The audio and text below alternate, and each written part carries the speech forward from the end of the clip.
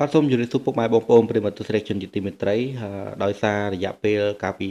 សប្តាហ៍មុនខ្ញុំបានបង្ហោះពាក់ព័ន្ធជាមួយនឹងទម្រើការការងារនៅក្នុងខេត្តមណ្ឌលគិរីដែលមានការជ្រើសរើស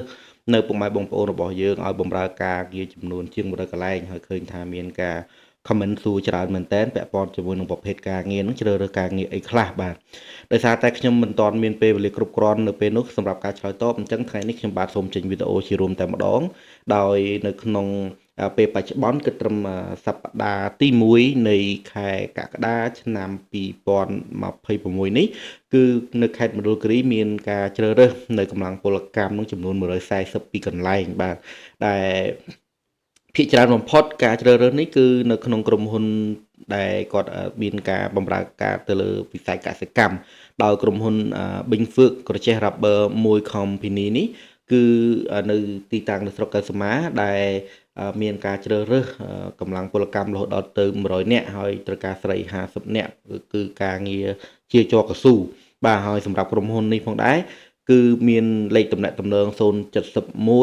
493 8005បាទសូមបញ្ជាក់ម្ដងទៀតសម្រាប់ក្រុមហ៊ុនជាចរកស៊ូនៅខាង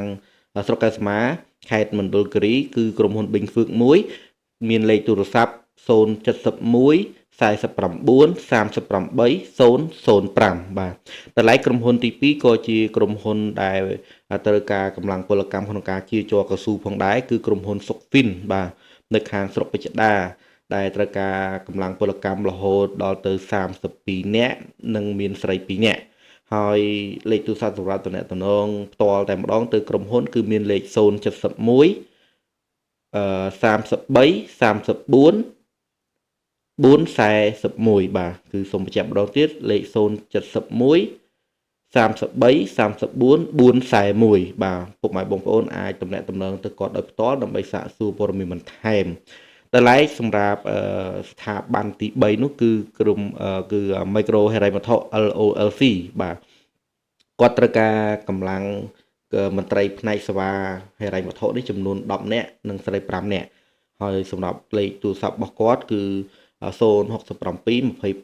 68 89ដែលទីតាំងគឺនៅក្រុងសំរុំខេត្តមណ្ឌលគិរីតែម្ដង